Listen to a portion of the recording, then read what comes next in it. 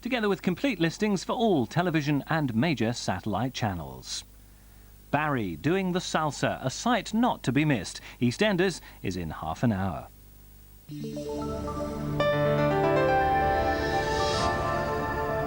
Take a break first on BBC One with Jill Dando on holiday.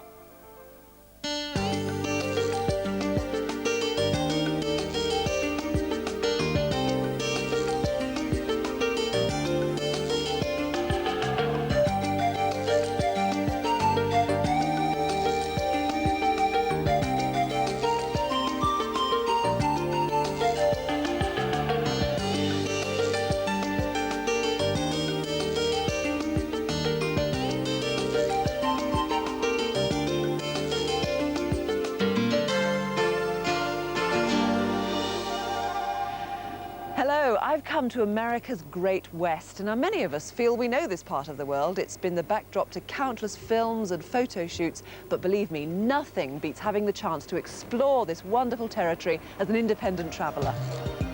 Also tonight, 6 teenagers head for Benidorm on their first holiday abroad without their parents. Shankar Guha visits the stunning Snowdonia National Park. And we have a special report from the island of Sri Lanka. I'm plucking out a 3-day section of a monumental 21-day fly drive holiday, which in all takes you from Los Angeles, down the west coast, across to Arizona, the Grand Canyon, and then back to California, through Death Valley, Las Vegas, and the parts that I'm concentrating on, the breathtaking Lake Tahoe and Yosemite National Park. As you enter Yosemite, prepare for a humbling experience.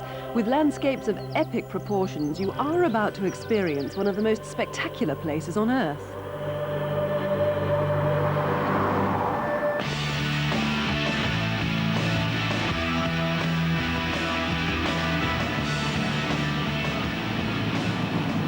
The scenery around you is just so immense that you just can't put it into words, really. The granite rocks are so much higher than I ever imagined they'd be. So much more intense. The perfectly formed landscapes with perfect perspectives, filling every field of view. It's inspiring terrain like this that's attracted artists and photographers the world over. Yosemite was introduced to a wider audience, largely through the remarkable photography of Ansel Adams, who lived and worked in this area for more than half a century. Today, Ansel's studio is run as a gallery by his son. Who would have believed that in just 70 years since he took those first famous photographs, these landscapes would attract almost 4 million visitors a year? Many of those trippers come by car and end up in the valley floor, which in an area of just 7 square miles creates congestion during peak season. In an attempt to solve the problem, the Park Service provides numerous sightseeing tours. This one is known locally as the Green Dragon. El Capitan, one of the largest exposed granite monoliths on Earth. Mono 1, lith, rock. One solid piece of granite over a mile long, measuring along its base. In overall gross size, twice the size of the Rock of Gibraltar, nearly 3 times the height of the Empire State Building.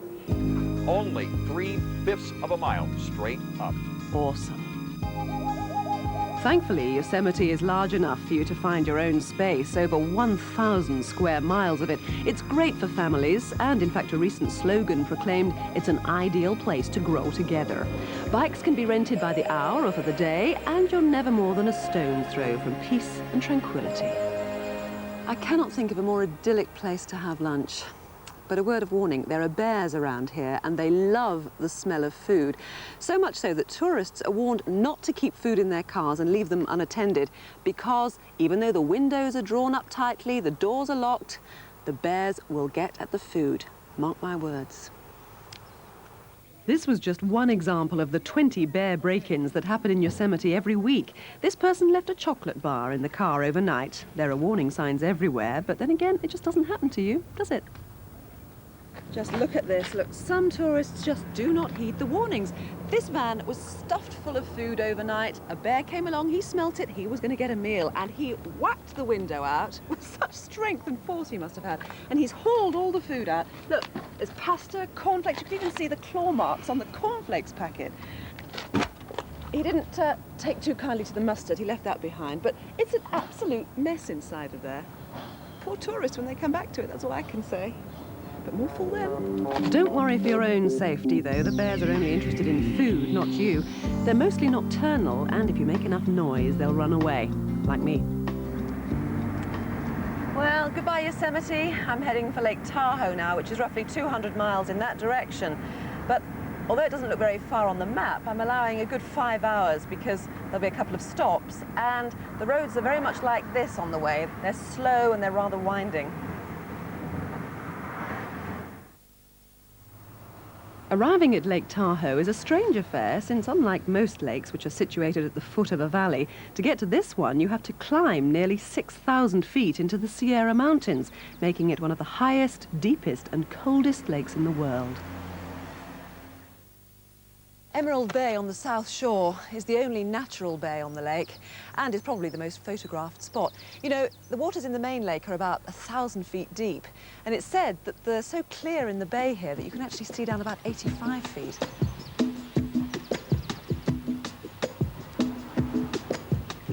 Lake Tahoe is a year-round family resort. In the winter, skiers enjoy the many ski runs and cross-country areas in the surrounding mountains. In summer, water sports and the several well-maintained sandy beach areas are obvious attractions. It's a scenic 70-mile drive around the whole of Lake Tahoe, which is divided in half by the state line. On one side, life moves up a gear in Nevada with all the casinos and the hotels. On the Californian side, life is a little more laid back. There are several small communities along the shoreline, so shopaholics can take part in the local tourist sport of acquiring brown bears carved from tree trunks, while foodaholics can relax in one of the many fine waterfront eateries.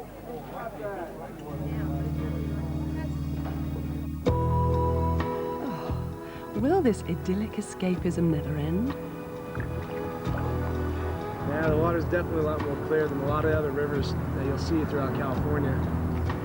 Not very deep, is it? Only about 3 feet, 2 feet? Yeah, the majority of the way down, the water's probably, I'd say it's about 3 to 4 foot. This requires hardly any effort at all. This is just for effect, really, what I'm doing here, because the current of the river just slowly takes you along. All you need these for, really, is just to put you in the right direction. Just so peaceful. £30 rents you a raft and 2 hours to float down the Truckee River. At the end, trade in the paddles for a lift back to the lake.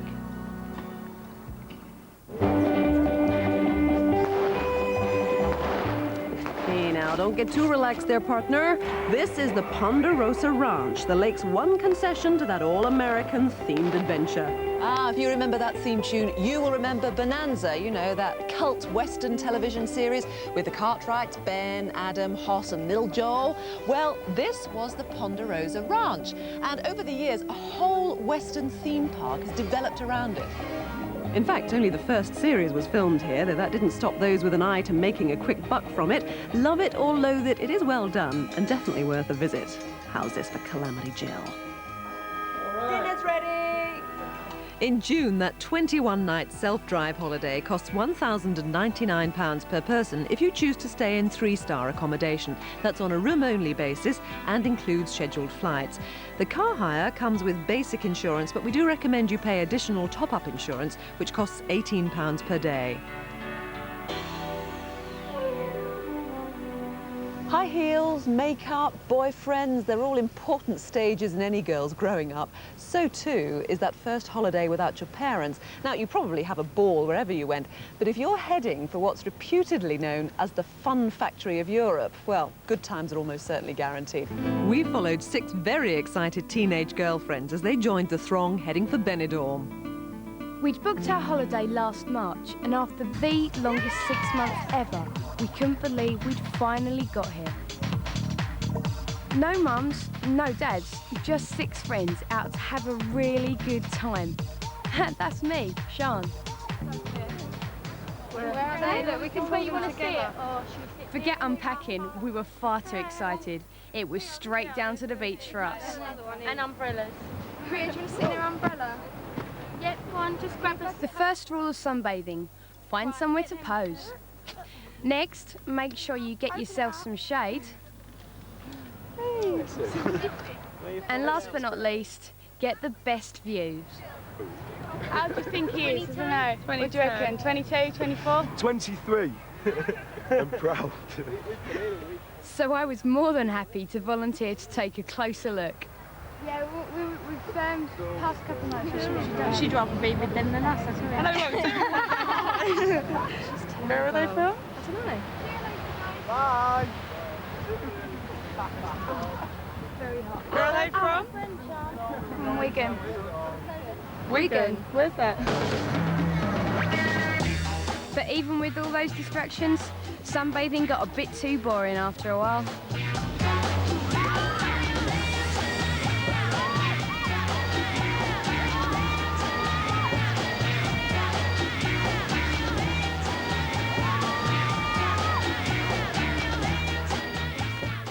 The downside of self-catering was that we had to cook for ourselves. Not something any of us were used to. That's some tuna. Oh no, girls, Spanish tuna. No, I don't like Spanish tuna. What's wrong with it? What's wrong with it? It's not English tuna, is it? No, we won't have Spanish tuna. What else then? What are frankfurters? Yeah, they're all right. Becky? So while Maria played mum deciding what to cook, the rest of us had more important decisions to make, like what shade of lipstick, what colour nail varnish, whether to wear our hair up or down, and most importantly, which of our 30 pairs of shoes to wear. 2 hours later, we were sorted, and so was Maria with one of her own recipes, pasta alla frankfurter. We'd chosen Benidorm because we thought the nightlife would be wicked, and it was. We hit 3 or 4 clubs every night.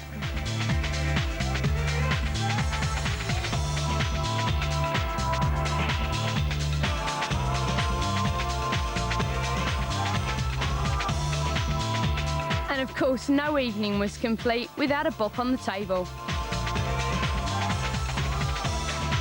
After all that dancing, the smell of good old British fish and chips was tempting. But not that tempting. Come on. Too tight. Far too knackers, one Even though we were having a great time, Katie and Rebecca still wanted to call home. Hello. Hi, Mum. Rich, I think you'd like Benidorm. It's really, really hot. It's so hot. We're having a brilliant time. We brought enough money. It's so cheap out here anyway, so we should be fine. It's very English. There's lots and lots of English people here. We haven't been eating really at all. We've just been eating chips and burgers most of the day. Love you. Hi. So what kind of food are we having tonight, girls? Tapas. It's like different dishes and you just pick whatever you want to put on your plate. Spanish pick a mix with like all their food. Talk Spanish to like order it and stuff. I don't know. How about in here? So without a single phrase book between us, we were a bit nervous because there were so many restaurants to choose from. What about here? We still doing it? Yeah. Looks quite nice. Everybody agreed? Yeah. Sean's right there? Yeah. Write that down. Hola. Hola. Oh. Venga, vamos a ver, unas tapas, Yeah. What is it? una selección de tapas. ¿Sí?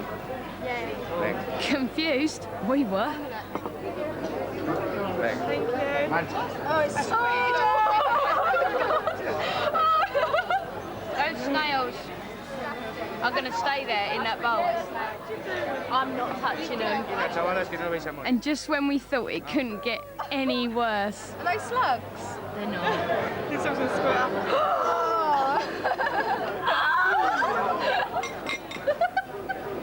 Oh, it's squid legs! Never again. Suddenly, the chippy seemed so appealing. But hey, we survived and hit our favourite place, Rocky's Karaoke Bar.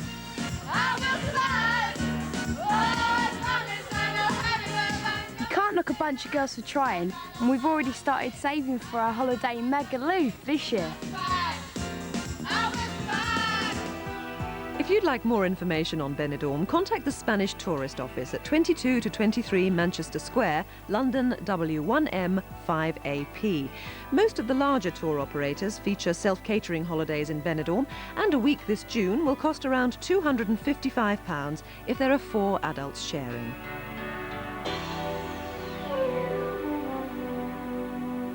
The island of Sri Lanka offers colonial cottages scattered across plantations high in the hills. There are no phones and few interruptions apart from a trip to a deserted beach perhaps, or an ancient temple if you're so inclined. Craig Doyle reports.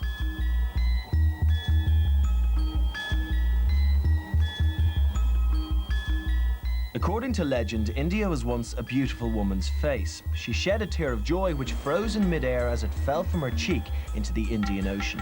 That tear then became the island of Sri Lanka, or so they say.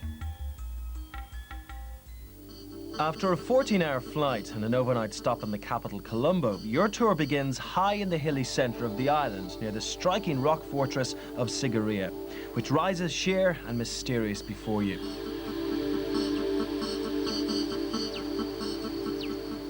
A series of steep steps and walkways lead you onwards and upwards. It's not a climb for the faint-hearted, but he who dares wins, and the reward is great. Though little remains of the ancient palace which once stood here, the views from this summit are breathtaking.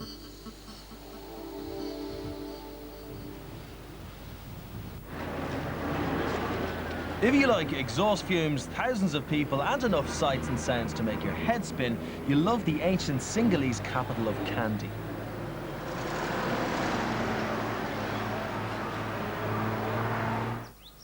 It's famous for its Temple of the Tooth, built to house the sacred eye tooth of the Buddha, reputedly snatched from his funeral pyre 2,500 years ago, and now the island's most prized possession.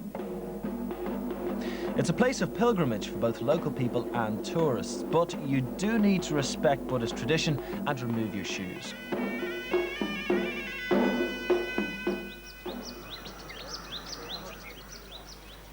Two miles outside Kandy is the Mahaweli Reach Hotel. Luxurious, quiet and elegant, with attentive staff. The evening meal is a relaxed affair with an extensive buffet including a fine selection of spicy local curries.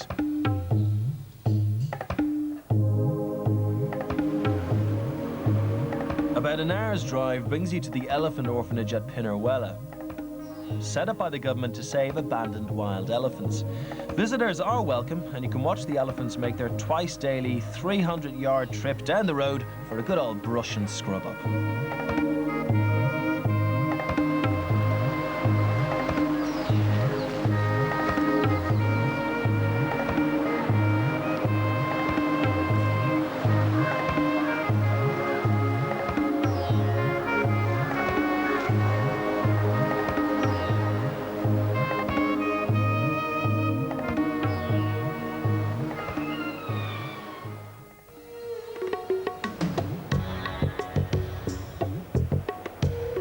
Sri Lanka is about the size of Ireland and even greener. Tea is one of its biggest exports, and everywhere you look across the mountains, there are fields full of it.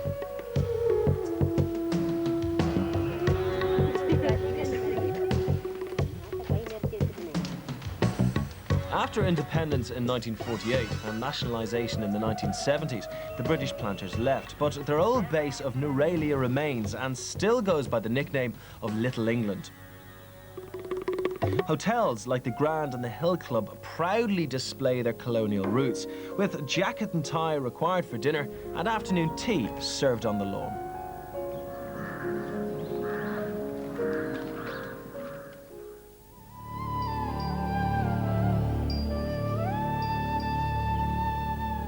As you head south, the hills gradually give way to lush paddy fields, tended by the inhabitants of small villages.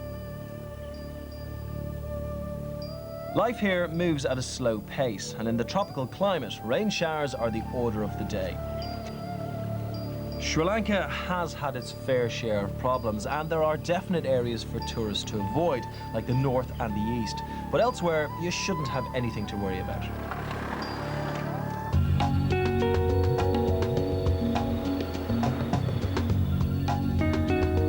final stop is near Bentota on the southwest coast.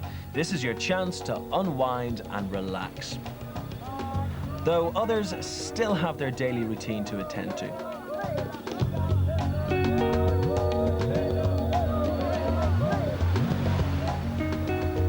The beach is also home to turtles who lay their eggs here. Unfortunately, because of human and other animal predators, only a fraction of the eggs normally survive in the wild. But nearby in Koskoda, you can visit a hatchery where they look after them until the baby turtles emerge.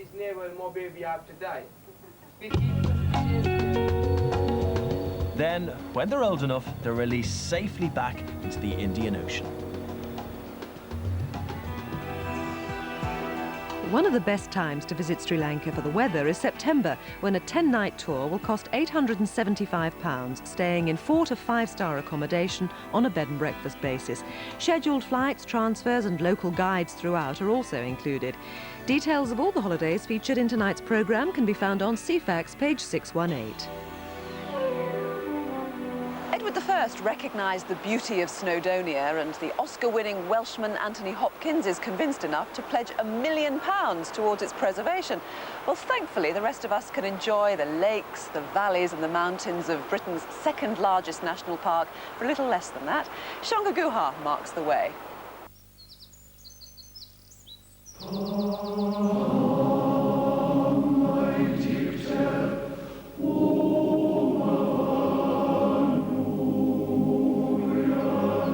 It's fair to say if you're chasing the sun, you're unlikely to head straight for Wales. Deep voice male choirs, yes. Mist-shrouded valleys, yes. Brooding grey skies, yes. But sunshine? Very much an optional extra. So what do you pack for a short break in wet Wales? Unless you're a wild optimist, you bring a pair of mud-resistant boots, a warm fleece, a waterproof, and plenty of easy reading for time you may have to kill indoors.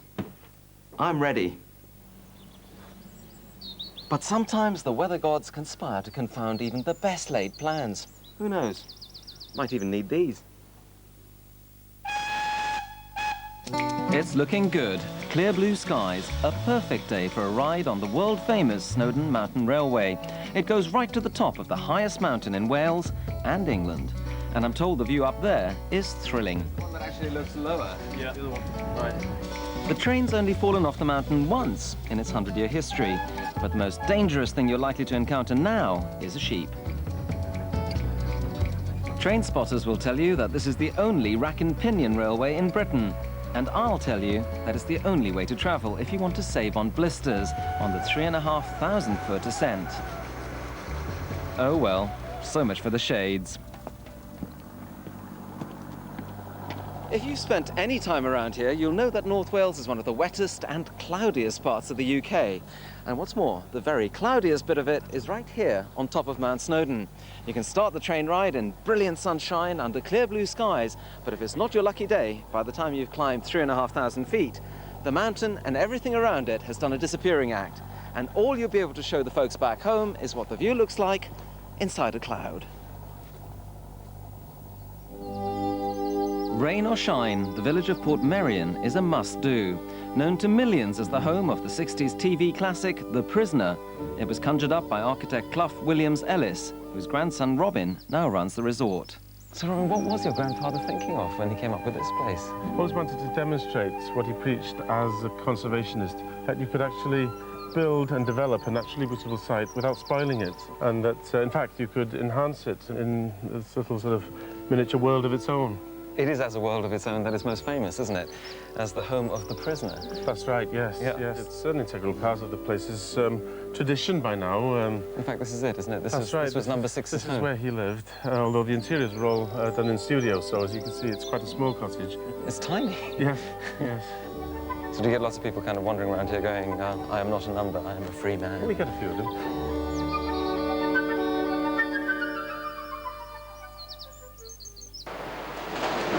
Back at my hotel, no one was trying to break out either, what with sauna, pool and dinner beckoning. Dinner here is included in the price, which is just as well because there isn't a huge choice of places to eat out.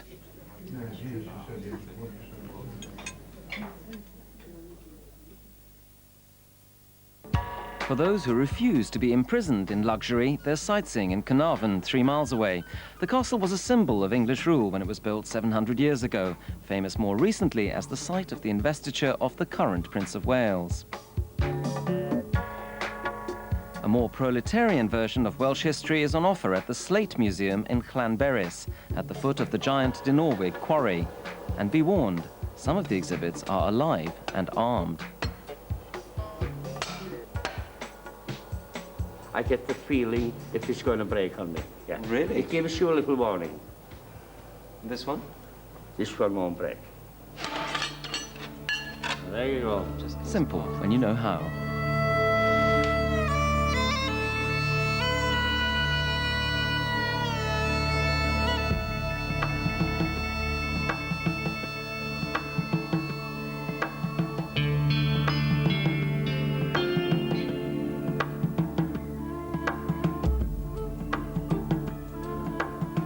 You can learn all about the slate industry in the museum, but it's only when you walk 30 minutes up the track into the quarry that you get any real sense of scale. This was one of the biggest slate quarries in the world. In its heyday, 3,000 workers chipped, hammered and blasted away at the rock. The slate from here clothed the buildings of Victorian Britain. Dinorwig was eventually abandoned 30 years ago. It stands now, a brooding memorial to a time when men quite literally moved mountains. The hills remain the big draw in this part of the world, and the best way to enjoy them is in tranquility, with only a few sheep to disturb the stillness.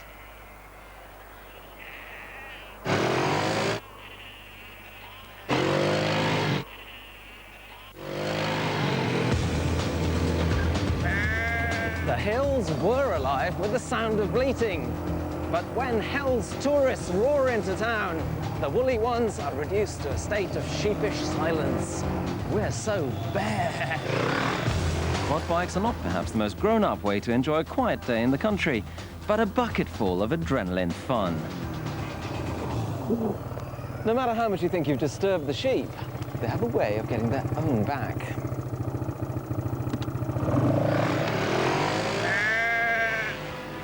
Two nights half-board at Seant Manor Hotel in June cost £165 per person, which includes the use of the indoor pool, gym and sauna. A 2.5-hour trip on the Snowdon Mountain Railway costs £15 for an adult and £10.80 for a child, and a day's visit to Portmeirion is £4 for an adult and £2 for a child.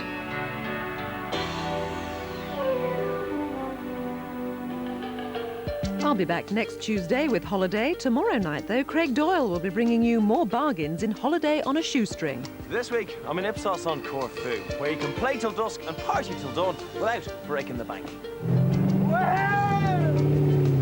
Michael McNally gives us the smart guide to Disneyland Paris. Eamon Holmes takes a leisurely cruise aboard a paddle wheeler along the Gloucester and Sharpness Canal. And Holly Samos checks out the guidebook's claim that Goa in India is one of the cheapest tropical destinations in the world. Well, me and my friend here, we don't believe everything we read, so we're going to test that theory. So until next week, it's goodbye from America's Great West.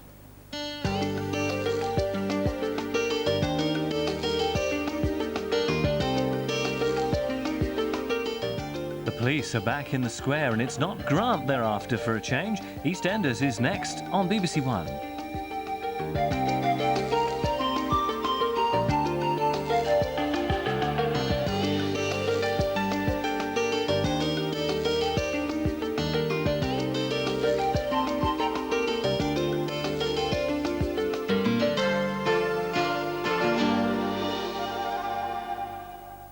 The all-new midweek lottery show gets off to a great start with the rollover jackpot estimated at £13 million. The National Lottery Greatest Hits tomorrow at 8:50 on BBC One. Terry answered a call to a house that had been empty for 6 months. As one life ends, it was my call. Should have been me. But it wasn't, was it? others go on. Will you marry me? I'm thinking about it. I need you to recommend me, Sarge. What for? The arm response unit. I'm still pregnant. Moving on in City Central. Saturday at 9:05 on BBC One. Have you noticed anything odd about Victoria lately? Alarming symptoms. Hello? From a dangerous remedy. At least